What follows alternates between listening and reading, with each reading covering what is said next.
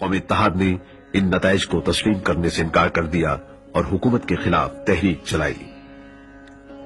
3 جون 1977 سے حکومت اور اپوزیشن کے درمیان طویل مذاکرات کا آغاز ہوا۔ درمیان میں مذاکرات تعطل کا شکار بھی ہوئے، لیکن بالآخر حکومت نے اپوزیشن کے مطالبات تسلیم کر لیے۔ ملکی سطح پر جناب بھٹو کا اہم ترین کارنامہ 1973 کا آئین ہے۔ اقتدار میں آنے کے بعد 4 ماہ سے بھی کم مدت میں 14 اپریل 1972 کو قومی اسمبلی نے عبوری آئین منظور کیا۔ 12 اپریل 1973 کو قومی اسمبلی میں حکومت اور حزب اختلاف کے نمائندوں نے متفقہ طور پر نئے آئین کی منظوری دی۔ صرف 16 ماہ میں ملک کے پہلے متفقہ آئین کی منظوری جناب بھٹو کا تاریخی کارنامہ ہے۔